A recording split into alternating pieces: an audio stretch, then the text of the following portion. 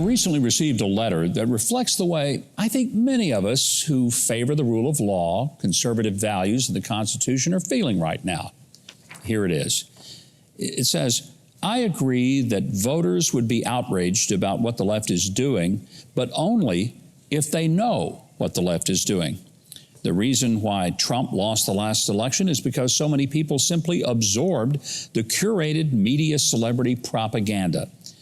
I currently see no reason why that would change in 2022. Most people, especially young people, just aren't paying enough attention. Your newsletter is great for those who bother to read it, but can't break through the information curtain of big tech and the mainstream media. Now, with the bad news as relentless as it has been in recent days, many of us are naturally disheartened and have lost hope for a turnaround. Yes, it's true that the preponderance of false media and all of their images cause poorly informed people to identify as woke, and that was a factor in Trump's 2020 loss. But since then, the left have taken their efforts so far, so dishonestly, and there's been so much violence and racial unrest that more people than you might think are finally wising up. The backlash is coming. Look for it. It's coming in the form of new social media platforms that allow free expression. Media-savvy young people will discover these, and the more independent-minded will use them. Also, the growing number of people who have been canceled for uncomfortably truthful comments will need other places to go. Those places are gearing up, and they're gearing up right now. Already there's Rumble, which is where we can watch daily podcasts by Dan Bongino and others. There's Substack, where we can read Glenn Greenwald. There's also Locals.com. And Mike Lindell, you know, the pillow guy, he's about to launch Frank.com, which is made to fly under the radar of the censoring twits at Twitter. And Parler is back, building its brand and working to counteract the left's lie that it was instrumental in carrying out the January 6th Capitol Hill security breach. The truth is, those involved in that breathtakingly stupid mistake were coordinating on Facebook and Twitter, not Parler.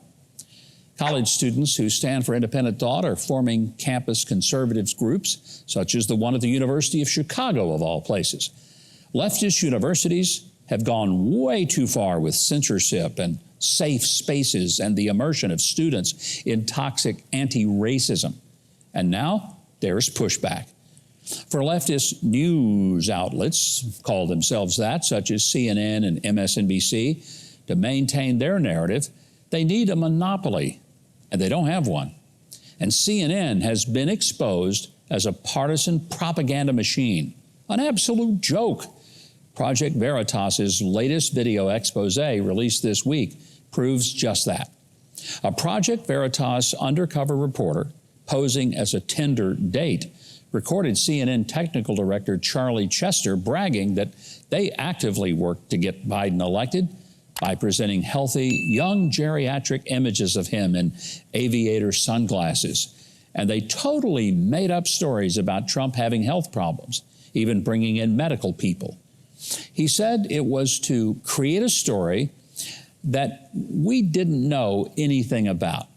That's what I think is, in fact, propaganda.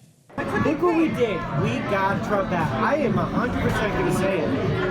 And I 100% believe it, that if it wasn't for CNN, I don't know that Trump would have got voted out. I really don't think so. I believe. I came to CNN because I wanted to be a part of that. Our focus was to get Trump out of office, said the man. Without saying it, that's what it was, right? Next on their agenda is climate change. COVID will taper off to a point that it's not a problem anymore. Climate change can take years, so CNN will probably be able to milk that quite a bit. Climate change is going to be the next COVID thing for CNN. Fear sells. That's what he said. Those are his words. He also said that CNN President Jeff Zucker and his counsel decide whether and where to go with topics. That was just part one. Part two is expected next Wednesday. Don't know about you, but I can't wait. CNN's cover is totally blown. Oh, sure, there'll be a lot of chuckleheads who still believe their outrageous lies and will stay in that media bubble, but anyone with a brain will regard them with disdain. There's also a growing realization that the left's agenda is at odds with what most people really want. Take voter ID, for example. Most people actually do favor it.